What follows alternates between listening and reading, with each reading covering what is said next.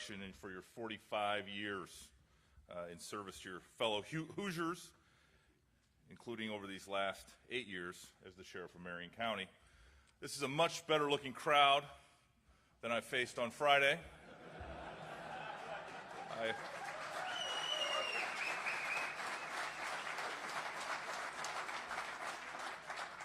Of all the things that I'm sure you get to do in your job, I'm sure you appreciate you don't have to do that on a regular basis. I also want to thank Secretary Nielsen for her remarks and for her partnership at DHS and for her friendship. I'm always happy to see my friend also, and want to thank Jonathan Thompson for his leadership and advocacy for the nation's 3,000 sheriffs. It was a pleasure to meet again after many years. Former Wisconsin Badger Troy Vincent, who's here. Troy and I played against each other, and I'm proud to say that my Hawkeyes won all 3 years we played. Although I guarantee that he probably hit me harder than most did as I was running across the middle trying to catch a pass. And I hope there's no hard feelings. We took a nice picture before I came out, but I know that he is a supporter of law enforcement and is glad to be here today with you. And I also want to thank my fellow Iowans here today. Thank you to Sheriff Dana Altna of Sioux County up in northwest Iowa. Thank you for your 3 decades of service to the citizens of Iowa and to law enforcement.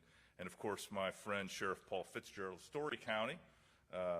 It is not far, Story County, to my home city of Ankeny in Polk County. And he's been serving his community in law enforcement for over 4 decades. And so it's an honor to be with you all here. On behalf of President Donald Trump, I want to thank each one of you for your service to your country and your fellow citizens. Each one of you is continuing a proud and noble tradition. America has changed a lot over the centuries, but sheriffs have always been there. Sheriffs have kept American people safe from the very beginning and even from before the beginning. The father of our country, George Washington, whose portrait displays proudly in the Attorney General's conference room, was the son of a sheriff. And the office of sheriff, as you know, was mentioned 800 years ago in the Magna Carta, and that position had been well developed even to that point.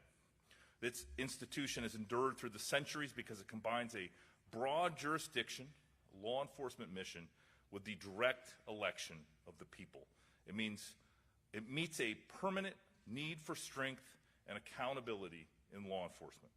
The people in your communities have entrusted you with a great deal of power, but they know you, and you know them. Their priorities are your priorities.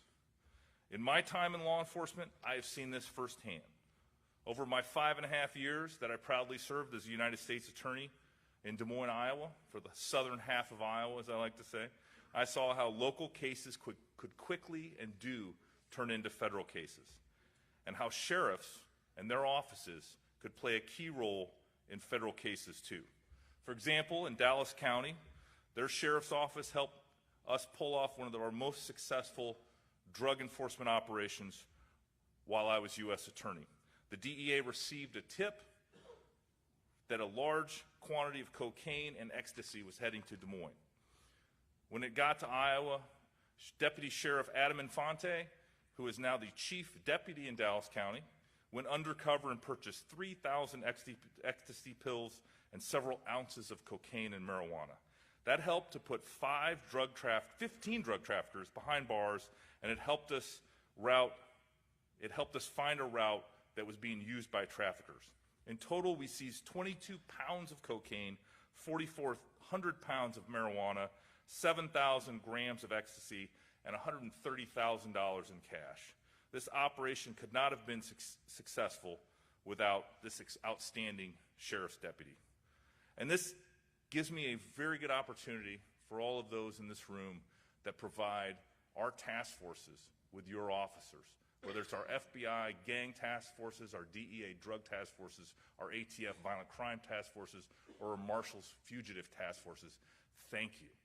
You allow us at the federal government to leverage your resources to do federal cases and to put bad criminals in federal prison. And we couldn't do it without your help. We couldn't do it without your resources. And I hope that you're getting value for those positions. If you're not, you have 3 more days to complain to me, and after that, you'll have to talk to Bill Barr about it. But in all seriousness, thank you for those resources. We couldn't do it without you. As I was mentioning, there are many other examples that I could talk about. As a prosecutor, I saw over and over again that law enforcement works best when we combine the resources and the training of our federal agents with street-level intelligence and, quite frankly, sweat equity from officers and law enforcement professionals like your deputies. Since I came back to the Department of Justice as Chief of Staff and now as Acting Attorney General, my experience with Iowa's local law enforcement has informed my decisions and my priorities. This Department of Justice recognizes that the vast majority of law enforcement officers in this country serve at the state and local levels. In fact, almost 85% of all law enforcement officers, agents, deputies are local and state resources. And we know that we cannot succeed and we can't accomplish any of our goals without you. And that recognition has guided everything that we do. Above all, it has guided our efforts to reduce crime in America. We've had our work cut out for us. When President Trump first took office, violent crime was rising sharply over the 2 previous years. From 2014 to 2016, the violent crime rate went up by nearly 7% nationwide. And I know those of you in the room remember those 2 years. Robberies went up, assaults went up by over 8%, rapes went up by nearly 13%, and murder went up by a shocking 21% from historical lows. But law enforcement has risen to the occasion, and under President Trump, the Department of Justice has taken steps to help you and your deputies to be more effective. We have helped police departments hire more than 800 law enforcement officers across America, including over 100 sheriff's deputies. With your strong support, we strengthened asset sharing and accelerated our review of adoption requests of those asset forfeiture cases. In fact, our current policy is to review those adoption requests of your asset forfeiture cases twice as fast as is required by law. But most importantly, we have worked to strengthen our relationships with sheriffs across America. For example, back in December, Phil Keith, who I just saw today, from our COPS office, and John Adler from our Bureau of Justice Assistance heard about a partnership between 8 sheriffs near our southern border. Those sheriffs work together on drug interdiction. They tell each other what routes are being used by the smugglers, and they share intelligence in real time. It is working. I'm told that they've already seized a total of more than $20 million worth of street value drugs. This team effort inspired us at the department to ask how we could help you replicate the success elsewhere on our border. Phil and John have been working with you to create a real-time intelligence center that will empower border sheriffs to share intelligence and interdict drug traffickers. The Bureau of Justice Assistance is also providing resources, training, and technical assistance to local law enforcement along the border. I would encourage any of our border sheriffs here today, or any of you that have friends along our border that are sheriffs, to take advantage of this opportunity. Even if you're not a border sheriff, the training benefits you. What happens on the border does not stay on the border, as you're keenly aware. According to a new study from our Bureau of Justice Statistics, a majority of federal arrests in fiscal year 2016 took place in districts along the U.S.-Mexico border, and 36% of defendants in federal district courts were illegal aliens. That is unacceptable and putting a tremendous burden on our justice system. This administration is determined to close the loopholes in our laws that are encouraging people to come here illegally, and we are enforcing the law effectively. In category after category, the Department of Justice is more productive than ever. In the last fiscal year, the Justice Department charged the greatest number of violent crime defendants since we started to track this category more than 25 years ago. We broke the previous record by nearly 15%. We also charged more than 15,000 defendants with federal firearms offenses. That's a record. We broke that record by a margin of 17% from the previous year. Last year, we charged more illegal aliens with illegal entry than ever before. In fact, we charged 85% more defendants. and we increased the number of felony re-entry prosecutions by more than 38%. All of these efforts that I've mentioned are adding up, and they're bringing down the crime rate in counties all across America. In September, the FBI released the crime statistics for 2017. They showed that the violent crime rate and the homicide rate both went down after 2 years of increases under the previous administration.